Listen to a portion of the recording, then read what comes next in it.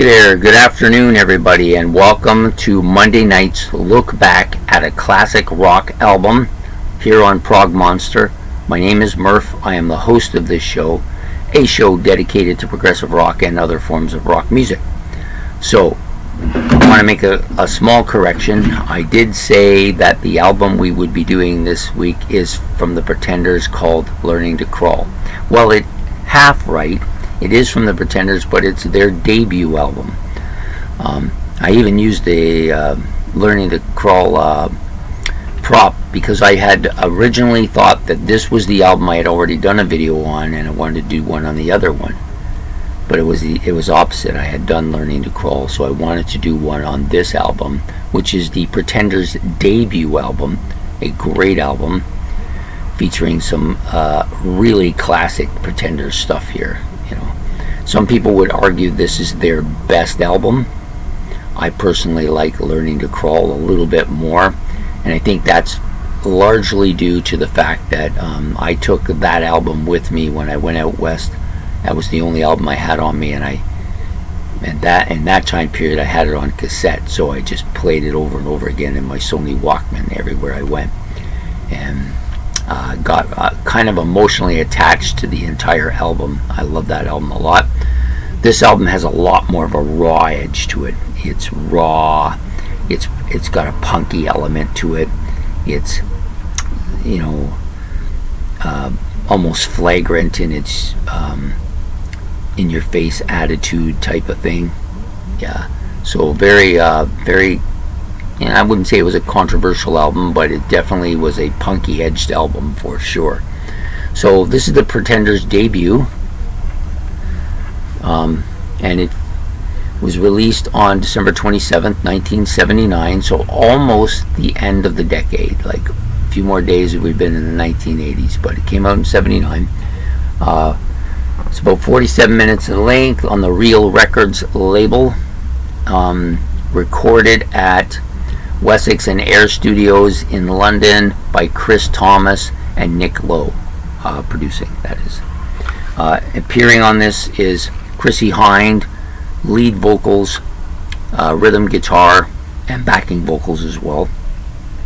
You got Martin Chambers on drums and percussion and backing vocals, Pete Farden on bass and backing vocals, and James Honeyman Scott on lead and rhythm guitars, as well as keyboards and backing vocals. So pretty strong album instrumentally, lots of really strong guitar soloing, pretty heavy riffs on this album as well, lots of catchy beats, lots of hooks, everything you'd want in a rock album. This is a hard rockin' album, and it's got that punky flavor to it as well, real edgy stuff to it. 12 tracks in total on the album. I think at least three or four of them are fairly regular staples on the rock radio. For certain, there's a couple anyways. So you've got the opening track here, which is Precious. Sorry, I just need my glasses here. Precious. Such a scrapey kind of aggressive, punky sound to it to open the album. Very good, solid song, one of my favorites on the album. The phone call with that kind of, you got the phone going and the beat coming, and then it takes off. It's really really aggressive. Then you got Up the Neck, which is a kind of a guitar part, really strong guitar song, and thrown in there with Tattooed Love Boys, which is as aggressive as you get, and a bit on the controversial, very punky sounding, very in your face song. Like all four of those first four tracks, really good.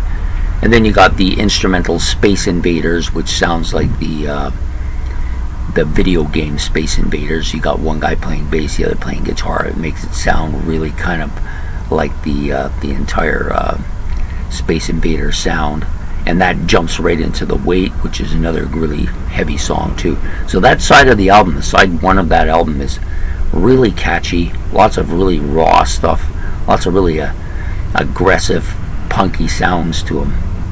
The second side a little bit more mellow, but not completely, but a completely different side. Like it's hard to believe they're on the same album, these two sides. So it opens up with Stop Your Sobbing, which is a song written by Rick Davies, and if I think I'm correct in saying that Davies and Crissy Hyndes had a child together.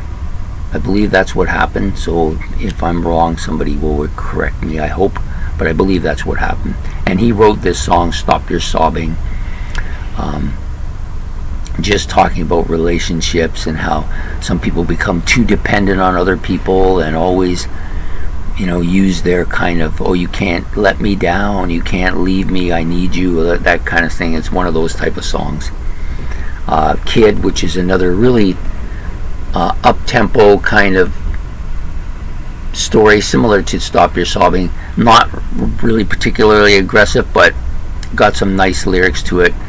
And you see Crissy Hyndes' voice here, which is really coming into its own a lot on this. Well, this is the debut album. She just has a strong presence. Her voice is very forward, and then I find it best on this song. Private Life is more of another subdued, almost like Stop Your Sobbing, but even more subdued than that. So just more storytelling about people invading other people's privacy and all that kind of stuff. Then you got the big kind of pop hit, very different from most of the other songs on this album. It fits better on the backside, on the second side, because the second side is a lot more toned down and poppy numbers, as opposed to the front side, which is a lot heavier and rougher. So we're talking, of course, about Brass in Pocket, which may or may not be their biggest hit of all time. Certainly was one of my favorites. I think it's the song that launched the Pretenders for me, and really like the raw edge to them. But this song is so catchy and so memorable. Can't go wrong listening to this particular track. Lovers of Today, it's okay. It's probably the weakest track, though, I think, on the album. And then you've got the Mystery Achievement, which is the heavy track for the B side. Kind of reminds me of Middle of the Road, but maybe a little bit rawer, but maybe not as hard, a little bit less. This song, Mystery Achievement, might fit better on the front side than it does on the back side, but still excellent song. So Mystery Achievement, Brass in Pocket, Stop Your Sobbing, and I think those are the three songs that are pretty much radio staples. But this is a fantastic album. If you like that raw edge, if you like that punky sound, if you like that heavy stuff, if you like nice clear sounding, great vocals, you will love this Pretenders album, their debut album. Really fantastic, and I love it a lot. So there you have it. For those of you who